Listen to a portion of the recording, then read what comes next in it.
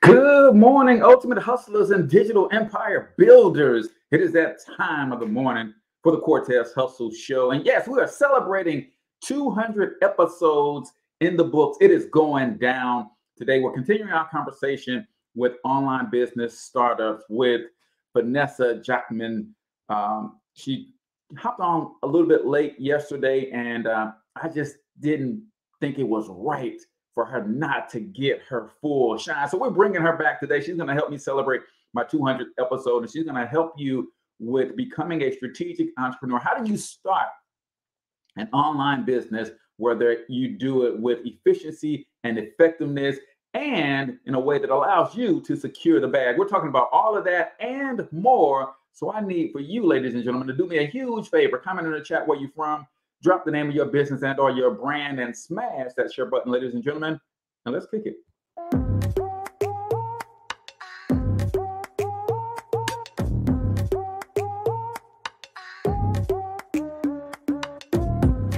Yo, what's up, ultimate hustlers, and welcome to the Cortez Hustle Show, the business podcast for the entrepreneur of the 21st century. And I'm your host, Cortez Hustle.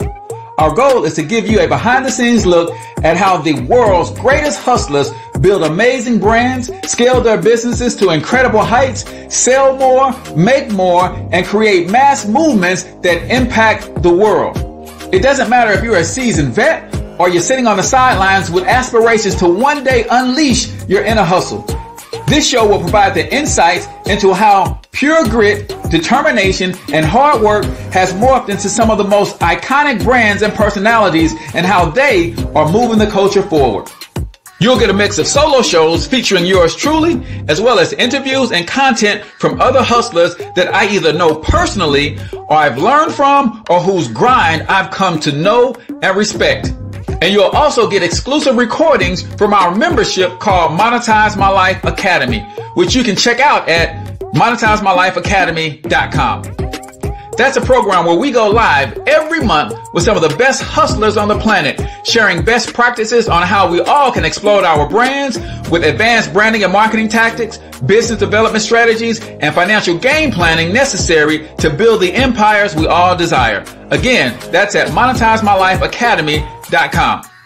If you like today's episode, chances are the hustlers you're connected to will like it as well. Share it with those in your network. And when you do, use hashtag Cortez Hustle so I can see you and hopefully give you a shout out and share you in my stories. So check out today's episode and make sure you subscribe to the feed on your favorite podcasting networks.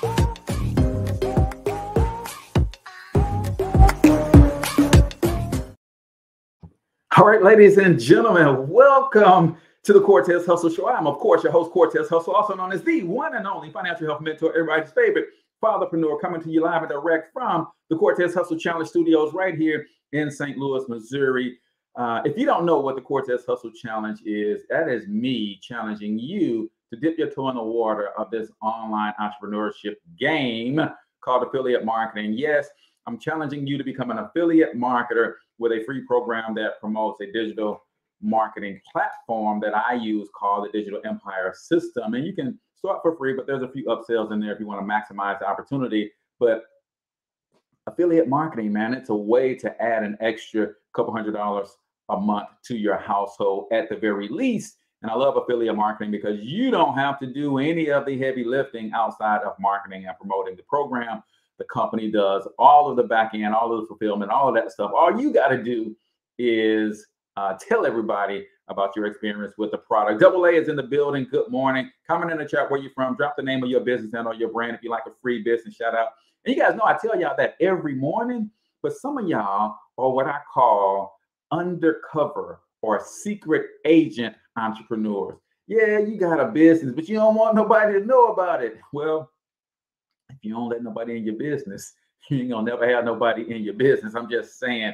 So we're talking online business startups with the online business strategist of the 21st century, Miss Vanessa Jaquemin. And I can't wait till you guys hear from her and all of her strategies to help you grow a profitable and sustainable business. But before we get into that, y'all know I got to give you a couple of announcements real quick. Sponsors are needed for my brand new show, the Black Biz Success Show. If you have a product or service that will benefit other Black-owned businesses, then you might want to consider sponsoring this new show launching on Roku with Unheard TV in the next 60 days. It's going to be straight fire, ladies and gentlemen. So you want to check it out. Comment keyword sponsor if you want to potentially be considered for a sponsorship spot. Also, if you have or know of any churches or nonprofit organizations, I'm looking to volunteer some of my time and services to churches and nonprofit organizations in the digital marketing space. I know a lot of them have programs that they're putting together for this year, and they could use some help in the digital marketing lane. And I want to offer some of my services to those institutions. So make sure if you have a relationship with a pastor or a nonprofit organization, founder or creator or influencer in those organizations, tag them in the post and let them know that I could lend my team to them on a limited basis for some of their digital marketing needs during this holiday season. So without further ado, ladies and gentlemen, listen, I got a chance to connect with this young lady, and we talked a lot about some of the same passions that we share around entrepreneurship and why now is the time to really get all the way into this game that we know as entrepreneurship. She is an amazing brand strategist. She's responsible for building some of the biggest brands in the entire world. And I'm gonna let her tell you all about it. So let me introduce some of you guys and present to others, Miss Vanessa Jaquemin. How you doing, sis? Hi, I'm well. Thank you for having me. Congratulations on your 200th episode. Listen, Vanessa, if I don't know how to do anything else, I know how to be consistent, right? That's important in business, so that's good. That is important. Well, listen, we got a wonder-filled show lined up, man. We started this conversation yesterday talking about 10 online businesses that make sense for people. We'll get into a few of those, but I want to get into your story and what got you on this journey. But before that, what we do every day on the Cortez Hustle Show, we start the show with the quote of the day. This is where I share one of my favorite quotes. And I shouldn't say favorite. It's just something that I hear that punches me in the gut. So every morning when I get up and I do my morning routine, I'm listening to something great. And something punches me in the gut and I jot it down and I like to share it with the audience. If you have a favorite quote, you can share yours or you can chime in on this one. But today's quote says, spending major time on minor things is a surefire way to live a below average life. And that is the great Jim Rohn. So if you got a favorite quote, you can share or you can chime in on that one. Well, I definitely agree with that quote. I hear that and I just hear strategy, which is my thing. So yeah, focusing on, the big picture to be able to focus on the details. I think that's kind of what I hear. And one of my favorite quotes that I think some people can be a little afraid of, but it's a Benjamin Franklin quote that I think a lot of people have heard. If you fail to plan, you plan to fail. Now, it sounds a little morbid, but I believe in it. I really do. So yeah, that's my quote. I love it. I love it. Yeah, I think the planning phase gets overlooked because we are in an age, and I subscribe to Ready, Fire, Aim, right? I like to get started because sometimes if I get into planning phase, it puts me in procrastination mode. But if I start something, then I know I got to finish, so then I can go back and plan. But if you're not taking time to be strategic about the moves that you are making, then that's another surefire way to live a below average life and a frustrated life, right? It's just one of those things. So every person that comes on the Cortez Hustle Show, Vanessa, I ask this question: who the heck are you? That's a great question. Well, I'm Vanessa Jaquemin. I'm a certified online business manager. I'm certified by the International Association of Online Business Managers, and I'm an online business strategist. I really stressed the strategy part in my title because I definitely believe in strategy in business. I am an eternal expat. I was born and raised in New York. I'm a Queens girl. of Nice. Haitian origin. My parents are Haitian. I'm a very proud Haitian American. I've lived in Paris. I lived in Paris for 8 years. I lived in Haiti. I lived in Brazil. I'm currently now living in Mexico. So I love international living. I love business operations. I've worked for some of the big companies that many of you may know, principally as the assistant to presidents and assistants to chairmen of those companies. So I've really got an eagle eye view on business operations and what makes great brands. Love it, love it, love it. Well, we're going to get all the way into that story because as an expat, a world traveler, right? What was your upbringing like? You know, traveling around the world and seeing all of these different cultures. That had to have had a major impact on the way you see and view the world. Oh, major, major. I feel very blessed. I'm very proud. I'm a very proud American. I'm an 80s girl. But Hmm. I'm also very blessed that, I came from another culture. So when I was very young, I would go to Haiti every year since I was 5 years old. And so it gave me this very bicultural way of viewing the world, that there's something more than just where I grew up.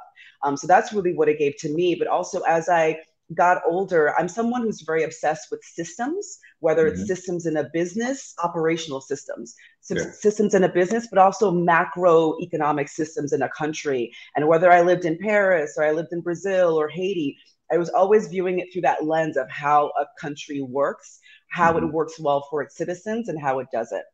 So that's really what international living really gave to me. And I think also interesting for me, also as a Black woman, moving in these different spaces, the way it was for me as a Black woman being in those different countries too. So yes, international living has brought me a lot. And yeah, I have to live abroad, and I absolutely love it. Love it, love it, love it. Listen, I talk to a lot of Black women on the show, and I always ask this question because I'm really, really interested. I know their perspective from a Black man, but I like to hear it from Black women. Your experience in corporate America, right? And I know everybody's experience isn't the same. It's not all doom and gloom for everybody. But did you find that your creativity was stifled? Did you find that you had challenges being someone who is beautiful, intelligent, uh, full of Black girl magic, and not allowed to let that shine all the time? No, I have to say that I really never really felt that. And I have to Mhm. definitely say that my best experience, I would say, as where I felt my blackness in a certain way, definitely when I worked at LVMH, that was very interesting because that's a French company. Mhm. And the Black people at the time at that company, at least at the level where I was working in terms of the executive committee, not that many. So I was very, I think sometimes people were surprised to see Mhm. me in the position that I was in. But I was also able to really bring something new. For example, one of the brands at LVMH is Dior, which I'm sure everybody knows about. Mhm. Dior is a very French company. And one of the first things that I really saw was that they weren't really catering to wealthy Black women. Dior is a luxury brand. The Mhm. clothes are very, very expensive. It's not an aspirational brand like Louis Vuitton.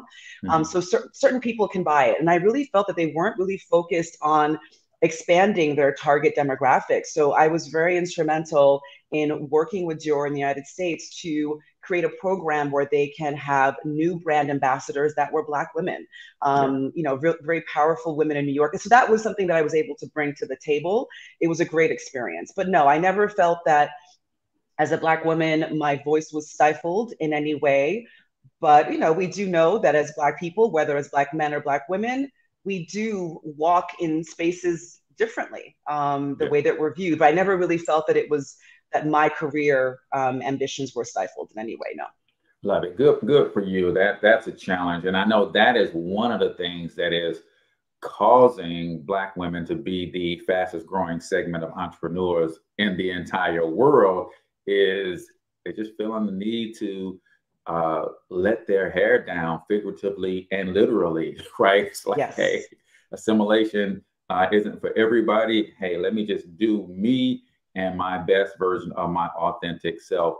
So moving around like that, and with all of these, this cultural experience and this diversity, and seeing the world through a lot of different lenses, what was the point that you started going down the path of entrepreneurship? Did you have a lot of entrepreneurs in your family, or was that something that just kind of crept in over time? Well, I think my journey was a little different. No, there aren't necessarily entrepreneurs in my family, but I'm a risk taker. I Hmm. went to Brown University. I was supposed to go to law school. That was the next step. And I will never forget the day of my graduation. I love business. I knew I could become a great lawyer, but I was also an artist. I was a Hmm. musician, and ever since I was very young, and I just loved music. I loved writing. I loved singing. Hmm. And graduation day, I decided that I did not want to go to law school. I wanted to become a jazz singer. I really Hmm. wanted to follow my passion. I felt that I should do this now. I could always go to law school, but my passion is Hmm. music, and I wanted to pursue that. So I moved to Paris. I moved to Paris, and I became a jazz singer. I went to a jazz conservatory. And but at the same time, I also loved business. I also loved the corporate world. So I was able to also work at Warner Music France as the assistant to the president. So I really have two resumes. Gotcha. So I think I've always been an entrepreneur in the sense that I've always been a risk taker. Yes, I love the corporate world. When I liked working in companies, I liked getting that experience, being part of that type of established business operations. But I Hmm. also love to work for myself. So Gotcha. I can't say that I immediately became an entrepreneur starting my own business, but being a singer and marketing myself and working so long as a singer, I was an entrepreneur. I Yeah. always believed in being my own CEO, right? Gotcha. And it wasn't Gotcha. later that I actually started my own business, but I've always had that entrepreneurial spirit and just wanting to be my own boss. Gotcha. Let's talk Yeah. about that a little bit. Artists as entrepreneurs, right? We. It's funny. I can't remember what podcast I was listening to or what Facebook Live I was listening to, but I think Meek Mill is talking about his contract and not getting what's deserved of him, and like we heard that same story a gazillion times, and we're thinking like it's 2021. Nobody is still entering into bad contracts in the music business, but clearly that's not the case. But Yeah. we know that a lot of artists don't even want to think about the business side. They just want to be the art. How did you face that for yourself, and make sure that no, I am an entrepreneur. I got to handle my business in this world of show business at the same time. Well, I think, very early on, wow, very early on, I bought a book on the music business because Mm. very early on, I knew what an artist contract meant, right? An Hmm. actual artist, a record deal. And you are indebted to the company. They don't, pay for your studio time to make your album, and you're not paying for it. You're Hmm. paying it on the back end. Those expenses are what we call recouped, right? So I was very lucky that very early on I understood that this was a business, and that is, yes, that is the biggest mistake. And before I left Paris, I had a situation where a record label gave me a contract, wanted to sign me, and gave me the contract, honestly, like 3 days before I was supposed to sign it. And it would have locked me in to that record label in such a way that would have been so detrimental to my future. And I did not sign it because I just did not Hmm. have the time for a lawyer to read it. So I was lucky enough that I did not sign. Yeah. But a lot of artists just see, wow, I'm going to become a star. This is huge. It's a Hmm. business, right? That's right. And the company really owns you. Yeah. So you have to really understand that, take your time, have the best contract for you, know that there is give and take, Hmm. but yeah, it's a business. It's a Yeah. business. And When you're on stage, that's the mhm. art. When you're writing your songs, that's the art. But if you actually want to, have a long-term viable future, there are contracts involved in that. Yeah, and I think so many times that's what's being sold to us, especially our Black artists, is the fame, the fame, the fame. I'm gonna make you famous. I'm gonna make you famous. No, one of my favorite hip hop artists, and I can't even remember who said it first. I'm here for the money. Forget the fame, right? I'm trying to get my family out of poverty. Give me the money and you can keep the fame, right? And I think that's huge because of where we are socially, social economically. We want to be validated and we're willing to do almost anything for that validation, that stamp or that seal of approval. And a lot of us will find ourselves in those 20-year contracts, 10 albums. It's like, come on. Some of the biggest artists in the world have never made 10 albums, right? But you get yourself caught up in that stuff. So it's good that you invested in yourself. You got the book on the business and you start understanding the business before you start conducting business in that world. So that's amazing. And we're going to continue this conversation, but on the other side of 1 Minute Motivation. So we do this segment every show called 1 Minute Motivation. That's where I play a short motivational clip. It's about 60 to 90 seconds. And then I just ask you to think about a takeaway, something that stands out at you, and give me your comments or your thoughts on it. And then I will do the same. So let's get into 1 Minute Motivation right here on the Cortez Hustle Show. Is that it's a relentless pursuit of greatness. If you just stay on course, it'll take you further than you can ever imagine. I think for me personally, what set me apart, I think from everyone else, is that my dedication and my discipline and just the execution of being consistent is what put me in a different stratosphere, just put me on a different level. And I think people are able to see that. Sometimes, like I said, I didn't want to just blend in. I wanted to stand out. When you start to become successful, you're not going to be 100% liked by everyone. There's so many layers and so many elements of being a professional athlete and being in that sport. You're going to be subjected to criticism. Whether you do good or bad, people are going to talk about you, good, bad, or what have you. But you have to be strong-willed, and I think that's who and how I was. And I think a lot of that, like I said, stemmed from the upbringing of my grandmother. But at the end of the day, I think an athlete, again, to get to where you want to be and the process in which it takes to get there, you have to be addicted to bettering yourself. Ooh-wee. I don't know about you, Vanessa. That gives me chills. Absolutely. When I think about being addicted to bettering yourself, right? Yeah. So the reason that I love this so much, especially when I have a guest on, is because we all just listen to the same clip, but we all heard something different. So what did you hear? I heard greatness, the constant pursuit of greatness, and addicted to bettering yourself. Yeah. And for me, I really feel that because I'm in a relentless pursuit of mastery. I love the idea of mastery. One of the things I'm very passionate about is artisans.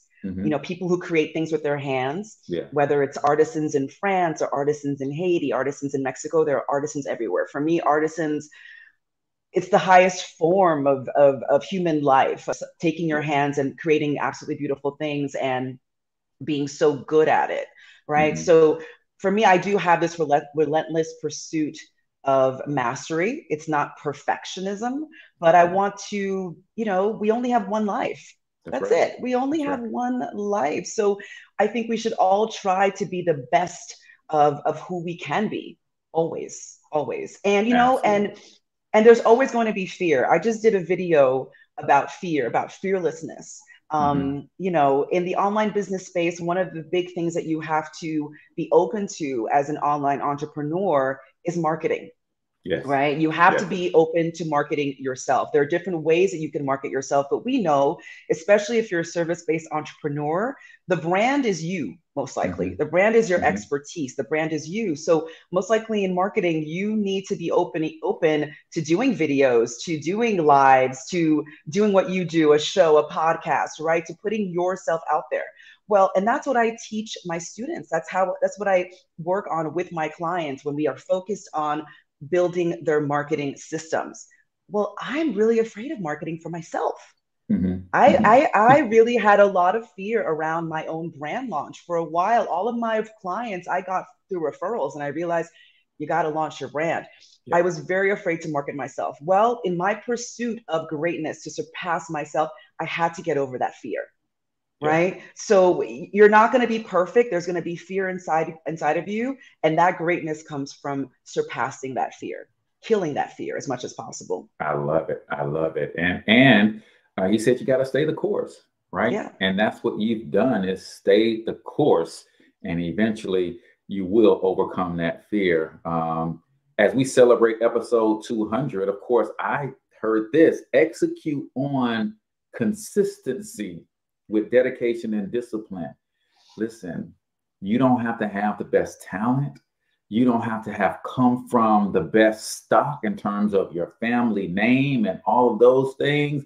But if you can dedicate yourself to a thing, and if you can discipline yourself to get up every day and apply some action, some forward momentum to that thing, eventually it will pay off. Ladies and gentlemen, that is the 1 minute motivation right here on the Cortez Hustle Show, the Vanessa Jaquemin version. And be sure to click the link in the bio and in the show notes so that you can get with Vanessa on her strategic entrepreneur program. And she can literally help you take your business, take your brand to the next level. So click on that link in the show notes or in the bio if you'd like to register and enroll. And of course, Vanessa is going to talk all about that here in the coming moments. So that was 1 minute motivation right here on the Cortez Hustle Show. So Vanessa, you were an entrepreneur as an entertainer, right? And pursued that passion. I want to hang out there for a second, because I just so happen to believe that the reason that we have those passions is because they are a homing beacon to our purpose. And when you find your purpose, there too is your provision, right? I don't believe God says, hey, I created you for a thing. When you do that thing, you got to figure out how to feed, clothe, and take care of yourself. I believe he says, I created you for a thing. When you discover and start doing that thing, then all of your provisions are going to come from that thing, right? So talk about walking and chasing after that passion, even though you had lots of other opportunities there for you. Did you have people in your life saying, no, go on to law school, you can always sing? And you said it the other way. No, I can always go to law school, I'm going to sing. What was that experience like? I had no choice. It really, yeah. And I obviously did. I mean, I went to an Ivy League school. People were like, what? She's moving to Paris. She's not going to law school. That's absolutely crazy. But this was who I am. This is who I am. And even now, I don't perform anymore. I perform as a hobby, right? It's not as a profession like I did before, but it's part of who I am. I was born singing. I was born with this artistic ability, with this ability to write music, to create songs, and being on stage, singing and projecting my voice and projecting emotion through these songs is just who I am. I could not do otherwise. I mean, that really is my answer for you. It really wasn't that difficult of a choice. It was a difficult choice because there was part of me that felt guilty because my parents were expecting something of me and I was doing something else, but I literally had no choice. Yeah. I had no choice. Yeah. I love it. And I think one of the things that it was an easier choice for you because you could easily see how you can get to the money from that passion. I think a lot of people struggle with, I love this thing, but I can't see how I can make money from this thing. But we got this wonderful invention the last 30 years called the internet, right? And it allows you to literally monetize anything. So talk about your transition from singing professionally to going corporate, and then what led you to want to eventually step out and say, you know what, I'm helping these brands and these international conglomerates do these amazing things. I can help individuals and solopreneurs and small businesses just the same. So what was that transition like mentally, and then actually the steps that you took to kind of lay that foundation?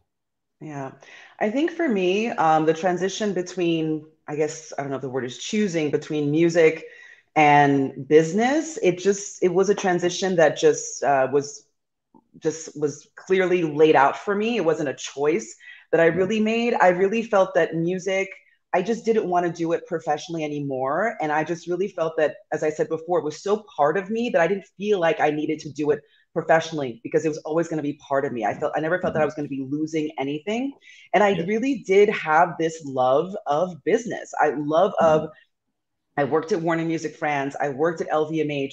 I really wanted to go further in terms of business, but as an entrepreneur.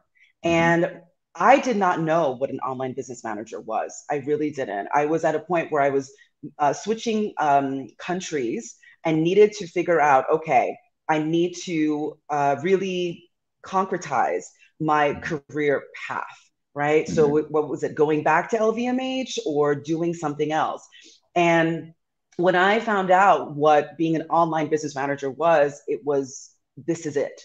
This is taking everything that I did at LVMH, at Warner Music France, as working at the very highest level in these executive environments, and really having really great understanding of business operations and branding, which I'm very passionate about, and being able to, one, have my own business, right? But also help other entrepreneurs set the right foundations for their business also, right? Because I think what I was noticing in terms of online business, online gurus, they're just only focused on one thing. It's just saying, for example, okay, I'm going to give you the tactic of how to attract clients, how to get these leads, how to make $10,000 in a day, you know? And in my mind, I was like, well, that's great and all, but what about the foundational elements of the business? Because I think one thing that is a real detriment in online business that is starting to change, one, online business has been around for a while, but I think that in many ways for the mass public, there are a lot of people that still don't view it as business. There are a lot of people that even view it as, is this some type of like weird scammy type of thing? Yeah. No, it's a business, right? It just happens to be online, right? So I think that, you know, and also people who see these viral influencers or people who just put on a video and there you go. So there's this idea that it's not a business. You don't need operations. You don't need branding. You don't need these systems in place. And that's really where I really saw that I could really bring about something different. I'm all about creating the right foundations, right? So that's really how the transition happened for me. And it was the best decision I ever made. And I get so much satisfaction out of really helping people, helping my clients create the proper foundation so that they can then go to that online business guru and buy their, you know, tripwire so they can find out how to attract those clients in that way. But you have to have the right foundations from the get-go. So I just really took all of my experience at these big companies from a corporate operations perspective and just applied it to online business. And obviously having a, you know, needing great knowledge in terms of digital marketing, because that's really where the difference lies, as opposed to 30, 40 years ago, you just needed a billboard or, you know, ad spend on television. Well, now you really need to have really great knowledge about digital marketing. Love it. Love it. And that is so huge, you know, that most people will get into the online business and they will do operations without an operations foundation, right? And that's me, myself included. And then they will also, okay, you bring in this $10,000 a month because you took the advice of the guru, but you don't know how to put away your 30, 40% for taxes. You don't know anything about the financial side of running a business. And then you talked a little bit about the brand side. Charlie said, hey, I was the same way. Didn't want to market my brand also. Let's dive into that a little bit, because you said it, and every brand strategist or digital marketer that comes on say it. I say it all the time. You are the brand, right? And even in our 1 minute motivation, T.O. said, stand out. So I want to get your take on this quote that I heard from Tyra Banks when she was on Black Entrepreneurs Day. She said, different is better than better, right? And I think people miss that. We go into entrepreneurship as competitors, right? I got to be better than everybody else. Well, better is subjective, right? Who could say that McDonald's is better than Burger King? Nobody really. But what you can say is they're definitely different. McDonald's grills their burgers, Burger King flame broils. And if you like flame broil, you're going to Burger King. So what are your take? And how do you help people understand the personal branding aspect, especially if they are starting out as a solopreneur or if they are in a service-based business? Yeah, well, I think the first thing that I really focus on, it's not about you. That's really the main thing that I will say. And that applies to business just in general. Business is about serving others. So it's really figuring out what is your secret sauce, what makes you different, what is your unique value proposition that will transform somebody's life, right? So for example, in my case, there are a lot of online business managers, there are a lot of online business strategists, there are a lot of online business gurus. Well, for me, my thing is about creating the foundations and planning around that, being strategic, right? It's not just about a tactic. So in my brand, it's about figuring out, okay, why would somebody want to join my group coaching program as opposed to another's? Well, it's because my program is a 4-month program where it's step by step to set up and launch your business, right? It's not just some nebulous idea about client attraction or anything like that, right? So that's why one of the first things that I do with my clients, we do a business audit and then we do a branding audit and workshop. And why do we do that branding audit and workshop? It's to be able to create at the end what I call a company DNA document.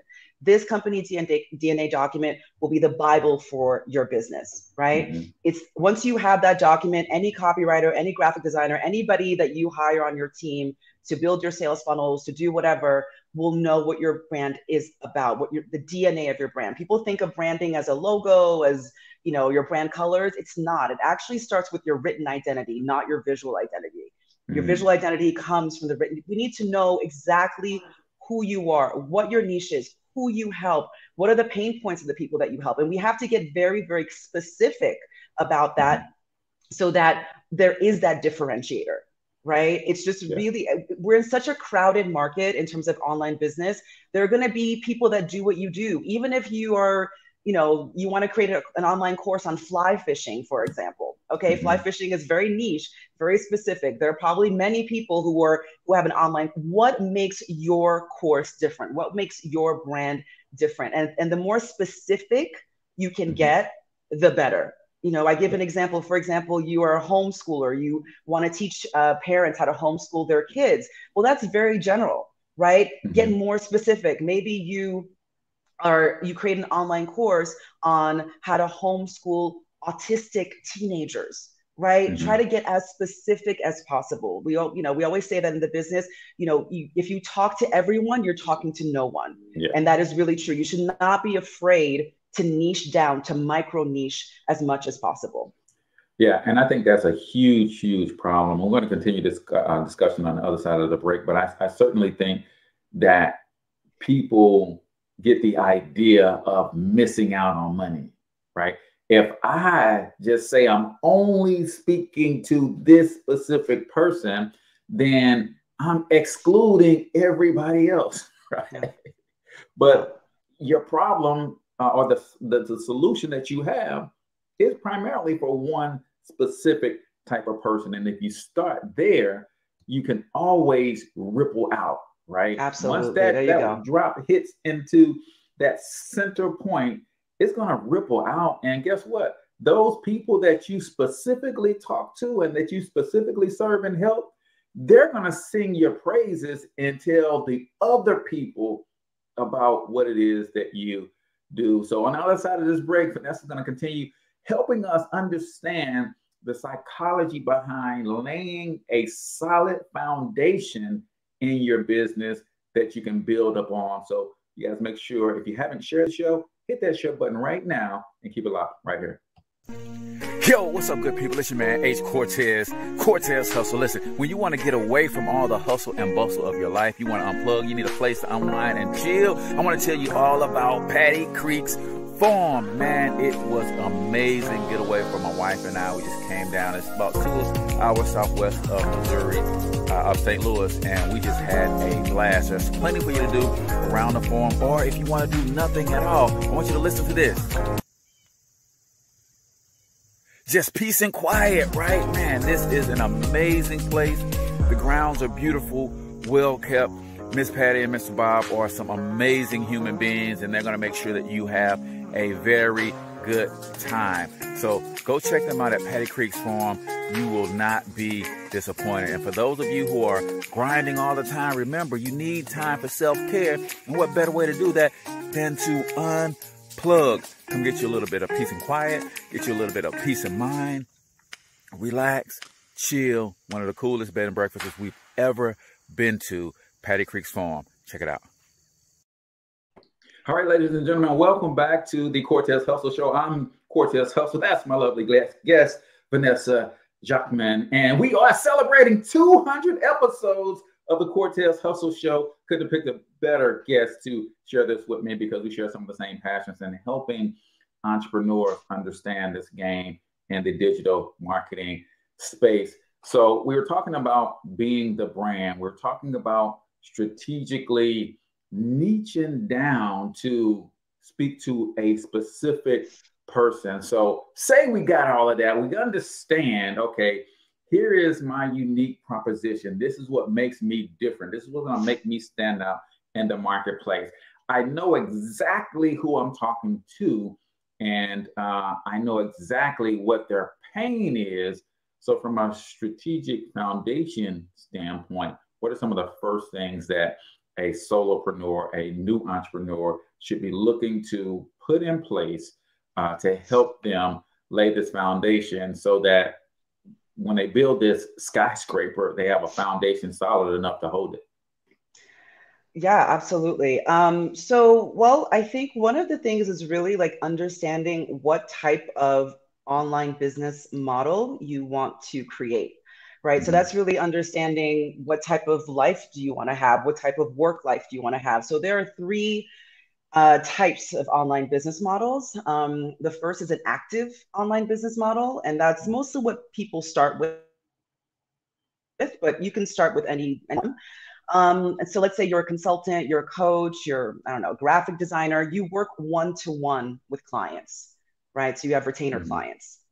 So that's a lot of work. You're consulting basically. So that's an active online business. You're really working one-to-one with the clients. The second type of online business model is a leveraged online business model. So that's, for example, a group coaching program, right? It's one-to-many. So I'm not going to say you have less work, but you're probably taking what you've done in the active online business model, working with your one-to-one clients and applying it to a one-to-many, transforming it into a one-to-many business model, which most of the time means less work for you also. Mm-hmm. The third is a passive online business model. And I think that's also one that most people are very much aspiring to, right? Or start with, right? So that means that you created a product that where you did all the work, right? And it just continuously sells itself without you doing more work, right? So when people think about online business, they think of that passive income, and most people want to move towards that, but there are some people who just love the one-to-one work. Either one is fine. There's not one that's better than the other. They're just different. You can start with the passive, model and move into an active, or you can start active. So that's the first thing, is to know, what is my offer, Okay. I have an expertise. I have a skill. I know who my ideal client is. I'm very clear on that. I know how I'm transforming their lives. I know what their life looked like before they worked with me or bought my product. And I know what it's going to be like after. It's very important to know that, because knowing what that transformation is, that is what is going to influence your marketing. That is what is going to influence the copy. That is what is going to influence how you are speaking to your audience, right? And how you convert them in the end to buy your product, right? Yeah. So you know that, and then you have to really then know what your offer is. What are you creating? And really being clear on that. If it's an active online business model where you're working one-to-one, what are the different packages that I'm offering? And really being very, very specific what is included in each package, pricing those packages, right? Yeah. That is really important. Really, if you're doing a group coaching program, what do they get in the group coaching program? Being very clear, having a very clear description and knowing what exactly they get and pricing that, right? Yeah. And then after that is really important to create a brand asset plan, right? So that's one of the things that we work on in the group coaching program. I give, the template. They know this is what I need to create. These are the assets that I need to create to be able to launch my business. So going from your logo to your brand guidelines, all the way to your email marketing sequences. It's really helpful to know in advance, this is what I have to create. This is how much time I have to create all these brand assets so that you can then create your sales funnels, right? Love it. That's the first step, I think. Yeah. And being solid on it. And I think also just a lot of times people are just not decisive in business because they are afraid to make a wrong step.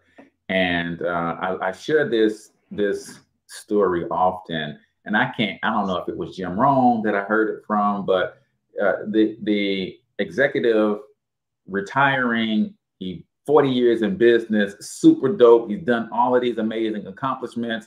The young executive coming in wants to know, man, how do I do what you did? He said, well, one word. Or he said 2 words, right choices. And the young executive was a little perturbed because he wanted some profound wisdom, right? So wait a minute. Well, how do I get to the place where I can make right choices? He said 1 word, grow. And you can see the young man getting increasingly frustrated, right?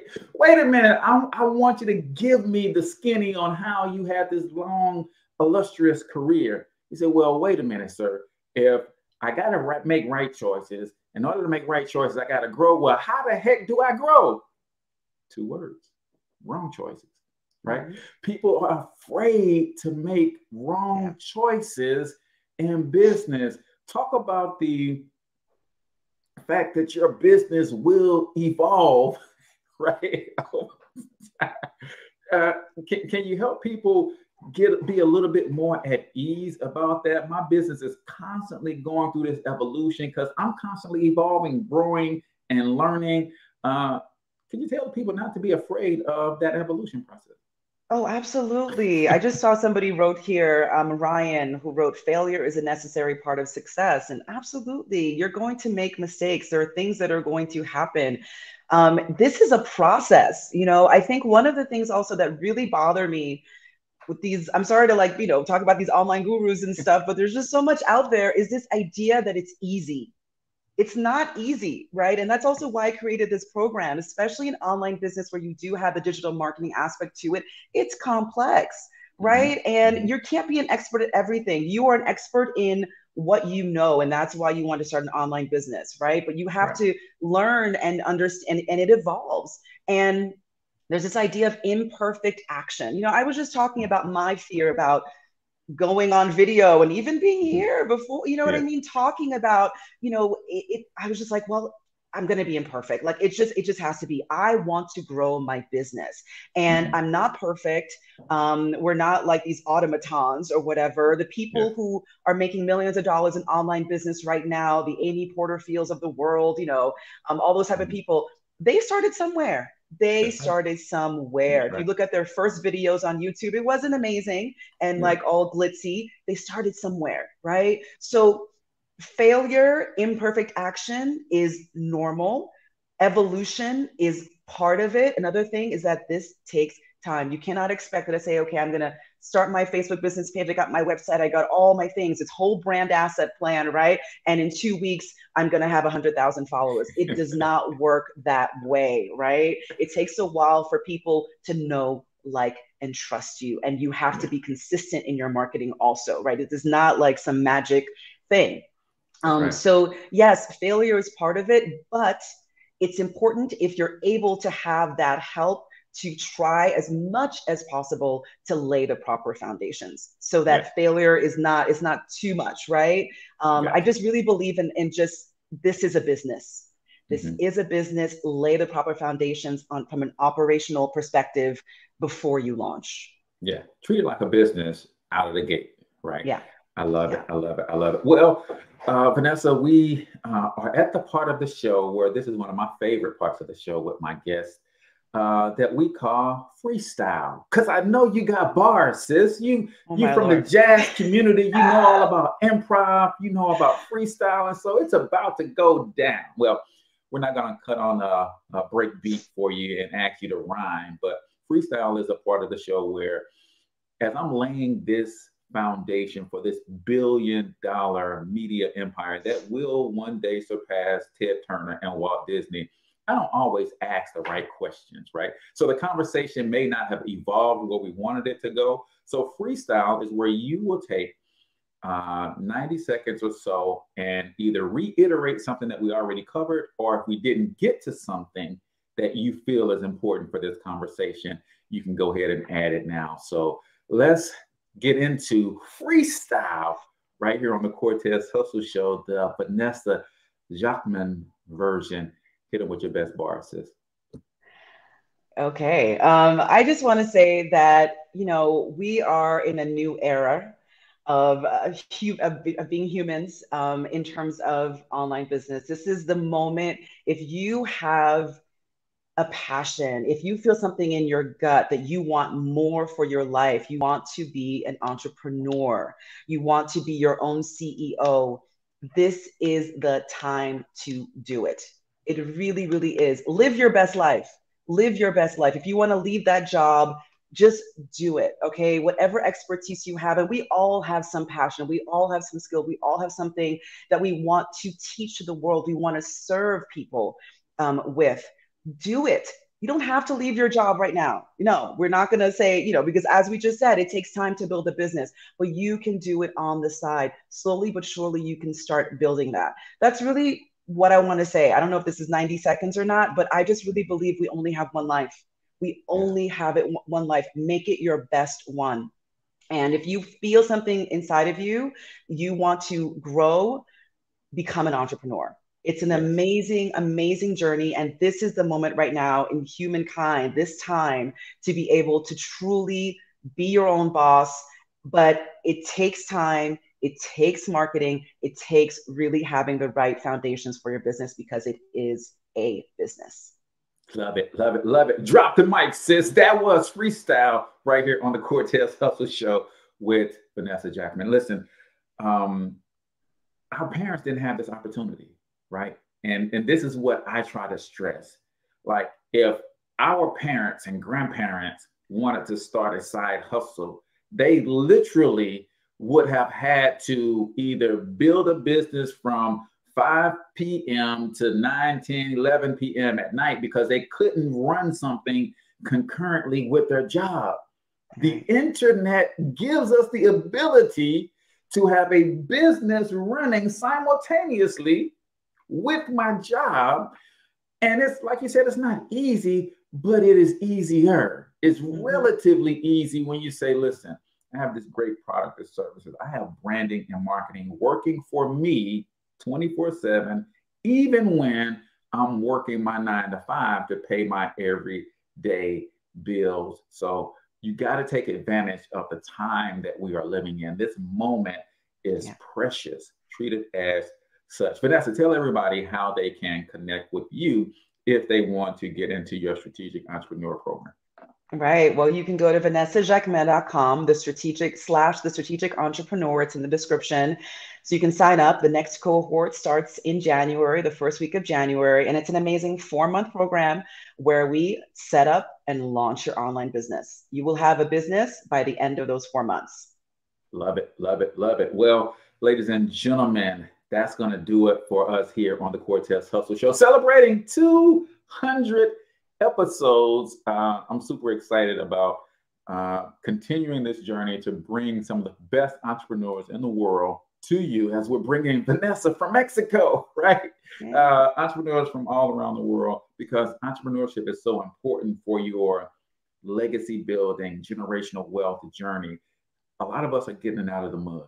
That means we didn't have the silver spoons, right? So you're not building wealth from scratch without entrepreneurship. Right. You're not going to save your way there. You're not going to work your way there. Entrepreneurship has to be a foundational component in your wealth building game plan. And you connect with Vanessa and she can help you do it online while you're still working your job with ease, with a solid foundation, so that you can build, grow, and scale. So with that, we're out of here, people. Until we talk to you guys next time, I want you to get your money up, because you absolutely can do it. But more importantly, you deserve to do it, each and every single one of you. Now hustle up.